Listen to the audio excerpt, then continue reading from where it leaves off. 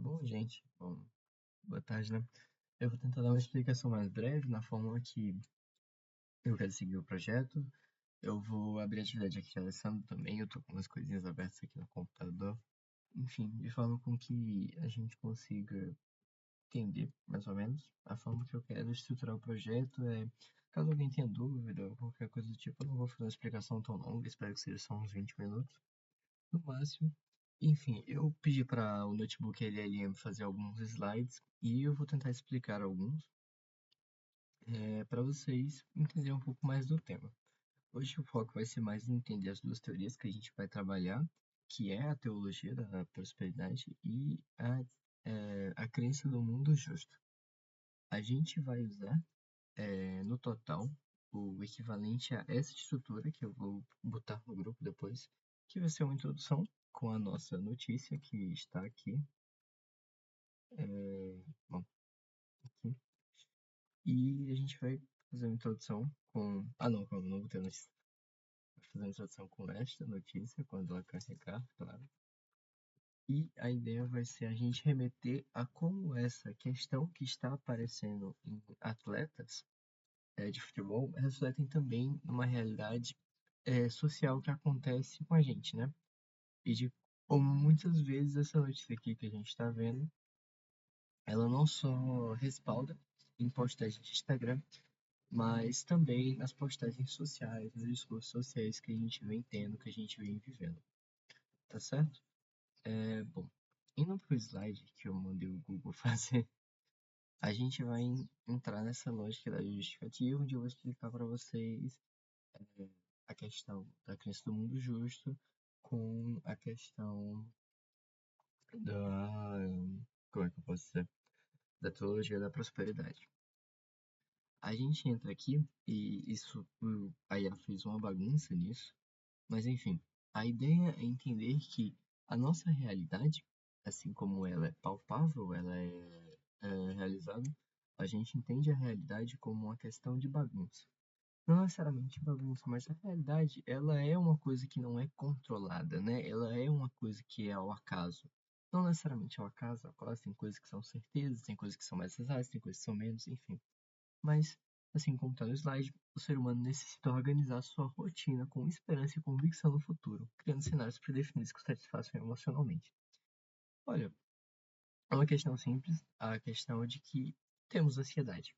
E ansiedade, em um dos seus sintomas mais categorizados no DSM, em clínicas, em discursos, é essa excessiva preocupação de como as coisas vão ser. Todos nós, seres humanos, temos, em níveis menores e menores, formas de lidar com as expectativas que temos e as expectativas do mundo que muitas vezes não são cumpridas. Ao momento que nós adotamos um sistema de crença, nós tiramos de nós, acho que é a atrofia social, nós tiramos essa tendência nossa de planejar as coisas e aceitar que a realidade é algo que não podemos controlar e entender que tudo que acontece na realidade tem que ser por um motivo ou por um mérito. Tudo certo, tá, gente? Só vou verificar se tá gravando, eu não planejo cortar o vídeo, então, enfim. Entendemos essa realidade que acontece de uma forma mais organizada. E temos vários motivos para isso que vamos discorrer ao longo do momento, mas no momento vamos começar com a teologia da prosperidade. E bom, temos um problema muito frequente em todas as religiões que passamos, que é uma questão de que por que as religiões unem as pessoas boas, fazem elas sofrer, deixam as pessoas más impunes, claro, pegando de uma visão bíblica de bom e mal. E por que algumas pessoas são tão ricas e outras pessoas são tão vulneráveis? Porque isso se justifica. A gente vai entrar agora na teologia da prosperidade, que vai surgir lá com o calvinismo e vai surgir com uma fala de Weber. A gente não vai entrar de fato quando a gente for apresentar a estrutura do slide na Reforma Protestante inteira, do que aconteceu em Lutero. Tipo, a gente pode citar, tá, gente? Eu acredito que no slide seja muito bom a gente citar Lutero e o protestantismo, mas não é um tópico a ser citado. A gente vai começar com a notícia e vai fazer-nos as suas associações crescentes, enfim, de forma com que a gente chegue nos dias de hoje. A gente começa, claro, depois da Reforma Protestante, chegamos no Calvinismo, e o Calvinismo junto com as teorias de Weber, uma forma de legitimar a riqueza, de forma com que o trabalho começa a ganhar uma condição de dignificação. Por quê? Porque o trabalho, ele é o que dignifica, é o trabalho que garante o nosso reino nos céus. E a gente tem até hoje essa noção de que se você não trabalha, você muito bem não faz nada. Porque não é só ser desempregado, é ser vagabundo e é ser miserável. A gente entende, então, que vai existir alguns pontos que vão ser o consumo legitimado, de forma com que quem trabalha muito e recebe muito é porque merece, e quem trabalha muito e recebe pouco é porque não merece. A meritocracia divina, que eu não vou entrar, mas enfim. Se você ganha, se você se esforça, você está dentro da fé, e se você não se esforça, você está fora, você desobedece. E claro, o dízimo, que seria uma forma de eu devolver à igreja parte do que eu ganho para ganhar mais ainda, sendo assim um pensamento de uma prosperidade. A fé, ela não se torna mais uma aprovação ou uma cura, ou uma forma que você garante uma substância depois da morte, mas se torna nesse momento uma forma de você, enquanto ainda está aqui no plano terrestre, se tornar uma pessoa muito bem de vida, que tem uma vida confortável, tranquila, maravilhosa. E isso pode se tornar um problema quando deslegitimiza lutas e hierarquias sociais. E bom, a equação neopentecostal é a entender que claro, esqueci de dar um pouco de detalhes, mas a teologia da prosperidade, ela chega. Eu vou dar. Eu vou depois dar uma hora só explicando isso. Mas ela vem nascendo assim dos Estados Unidos, junto com o American Way of Life.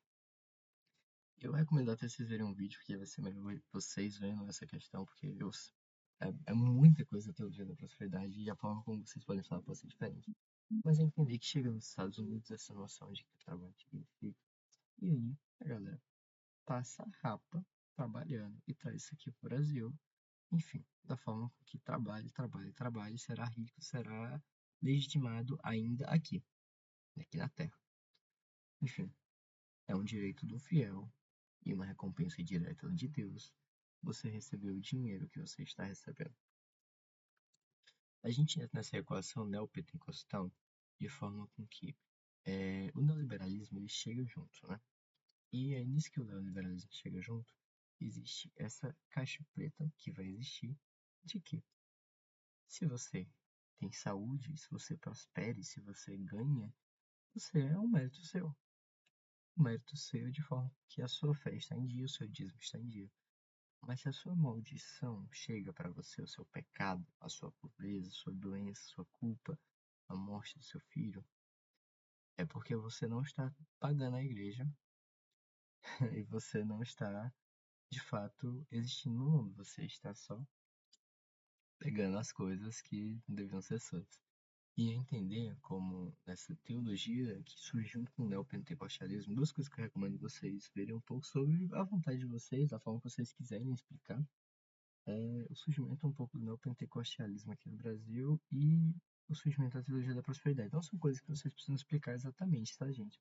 Vocês estão entendendo que, de fato, são teorias, correntes cristãs que chegaram a partir de muitas correntes que voltamos lá para a Revolução protestante. Então, paciência, sabe, gente? Tenham paciência. São muitas coisas. Se vocês quiserem se adentrar mais, se vocês quiserem se adentrar menos, enfim. É importante entender de onde veio, o que faz.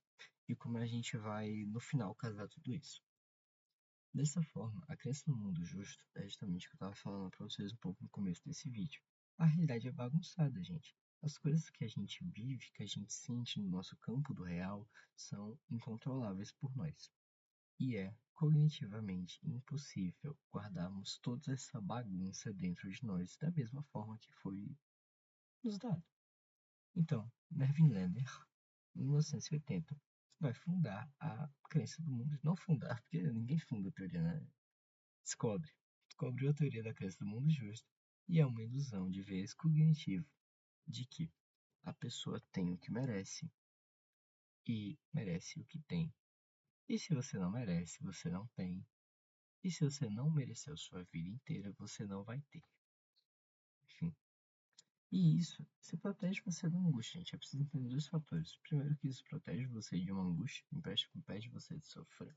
Porque falar que é culpa, falar que isso é justo, tipo, o sofrimento do bandido é justo pra ele, é muito bom. Mas quando acontece um infortúnio que o seu filho morre, parece que não é tão justo assim. E que com você foi injusto. Mas enfim, é uma ordem ética do universo para se proteger da angústia. E é difícil às vezes lidar com a realidade. Muitas vezes você pode se encontrar achando a realidade uma coisa impossível. E muitas vezes, de fato, a realidade é impossível de se viver e de se lidar. A gente entra numa balança de que existe um bem-estar. Porque nós, como psicólogos, queremos, obviamente, garantir o bem-estar social. E queremos garantir essa esperança que as pessoas tenham e que continuem vivas. E a crença no mundo justo garante isso, garante uma paz mental. Porque se nada é culpa sua e todos têm o que merecem, então os criminosos, as pessoas ruins serão punidas alguma hora, algum momento, de modo com que elas não vão suportar. Algum modo, a justiça social, a justiça social não, mas a justiça de algum lugar, nesse caso, a divina, vai chegar para essas pessoas. Ah, talvez não agora, mas aí depois elas vão ser punidas, assim, em algum momento da vida, algum momento. Mas tem gente que passa a vida toda sem ser punida, sem ser descoberta. Enfim. E aí alguns estudos vão demonstrar que pessoas que apresentam a complexo do mundo justo vão ser pessoas menos depressivas. E vão ser pessoas com maior satisfação da vida. Por quê? Porque os desafios são superáveis, gente. Porque quando eu falo pra você que você pode ir pra Lua, você nasceu no interior de Moçambique, é muito fácil pra você conseguir sonhar. Porque não existe a limitação. Só que o custo desse bem-estar, gente, é entender que você vai culpar outra pessoa. E isso não é correto. Porque tudo que dá de errado não vai ser culpa sua, mas vai ser culpa de um destino que às vezes não chegou pra você por culpa do outro. E aí, gente, eu vou entrar em outro slide, acho que é já já, e é depois do ciclo. E a gente entende como é que funciona isso que a professora Alessandra já relacionou com a gente. Mas bem, nós como psicólogos também, ao mesmo tempo que temos que produzir essa paz mental, esse espaço para produzir paz mental para as pessoas, também temos que produzir um espaço onde elas possam ser empáticas e justas socialmente com as outras. E como é que isso vai acontecer se a pessoa acredita que não há desafios e que tudo é justo? Não existe sociedade justa. Não no Brasil. Talvez em outros lugares, em livros de romance utópicos, ou em sociedades que existiram ao longo das épocas, talvez tivesse de fato uma justiça. Mas nem no Código de Hammurabi, que era olho por olho, dente por dente, existiu justiça. Quem dirá na, nas condições psicológicas de cada pessoa diferente em uma sociedade. A gente vai ter um ciclo que eu vou ler bem aqui, mas enfim, acontece uma coisa ruim. A pessoa é atropelada. E aí, a pessoa, você, começa a olhar, meu Deus, alguém foi atropelado. Ah, mas essa pessoa que foi atropelada merecia, né? Devia bater no filho, devia bater na filha, devia trair a esposa. Merece, né? Às vezes a pessoa só fumava. Fumava, merece ser atropelado. E aí, você culpa a pessoa errada. Não é culpa sua. Porque se esse evento acontece com você ou não, a culpa não é sua. Obviamente, um evento traumático raramente é culpa da vítima de fato que sofreu o evento. Mas enfim, nesse caso se torna. Porque às vezes você atropelou a pessoa. E a pessoa que você atropelou, foi porque ela merecia ser atropelada mesmo. Ela passou um sinal vermelho, tava no lugar errado. Mereceu. Isso é falta de Deus. Não vai salvar. Eu vou orar porque é pra ver se Deus salva. E aí vai ter a restauração da segurança. Que é, alguma hora a dor do evento traumático passa. Porque você acreditou na justiça que aconteceu. E aí o ciclo se repete. Porque vai ter outro evento traumático, e outro evento traumático, e outro evento traumático, e outro evento traumático. Porque a vida é formada disso, né? A vida é formada dos traumas. A realidade é formada, como eu disse, na área dos lutos, simbolizados e não simbolizados. Então, tipo assim, existe na CMG, que é a crença do mundo justo, essa noção de que você nega as coisas e acredita na justiça. Mas as situações não vão parar de acontecer por causa disso. Porque se justiça existisse de fato, não teríamos tantas situações e tantas que vão. Vocês podem pensar em inúmeras. Só por falar que a gente passa de tudo. A gente entra no artigo que eu trouxe que é de corrupção e a fronteira da empatia. Olha, gente, tipo assim, entendo que é um pouco do que o professor Alessandro falou. Quando alguém é do seu grupo, é muito difícil você falar que aquela pessoa merecia algumas coisas ruins. Mas é muito fácil falar que ela merecia coisas boas. Mas quando a pessoa não é do seu grupo, você é muito fácil para falar que aquela pessoa merecia, né? Porque quando a Sossô Careca fala que foi traída, você fala, caralho, Sossô Careca, você merecia ser traída, você foi se relacionar logo com Paiva. Mas aí quando a pessoa do seu grupo fala que sofreu um chifre, você quer matar quem deu o chifre nela. E queria que ela não tivesse sofrido o chifre. E não é falando que é questão de caráter, não. É de fato um efeito psicológico que existe e foi comprovado. Mas no caso da crença do mundo justo, é acreditar de que é muito justo que o outro, aquele que não está no meu campo, não está na minha realidade, não está no meu simbólico, e só vive, não está no meu real, só vive no meu simbólico, como uma coisa ruim, mereça sofrer, mereça a não justiça. E é muito bom quando aquele que está do meu lado vive uma vida boa. Mas eu me quebro, porque quando a pessoa que está do meu lado sofre, eu tenho que dar uma justificativa igual àquele que está distante. E às vezes, quando um bebê da sua amiga morre e você tem que olhar na cara dela e falar: Ah, Deus tinha planos melhores para essa criança. É uma reflexão. Porque será que Deus tinha planos melhores para essa criança? Ou você só quer acreditar que ele tinha? Enfim, nós vamos entrar agora nessa matriz de forma com que eu vou só ler por cima, mas que a teologia da prosperidade e a crença do mundo justo meio que tem sistemas parecidos. Uma é uma doutrina mais teológica e outra é mais um mecanismo de defesa cognitivo, mas claro, dá para muito bem dizer que é muito mais cognitivamente saudável e é capaz de guardar as coisas quando você acredita que é justo, na vez de Deus. O mecanismo de sucesso a prosperidade é a fé e o dízimo, e no mundo justo é seguir regras morais e éticas, ou seja, estar dentro da fé. A justificativa do sofrimento é a falta de fé, desobediência ou ação demoníaca, e a crença do mundo justo é as escolhas erradas ou falha de caráter da vítima. Mas não seriam as escolhas erradas justamente o pecado que vive na nossa carne?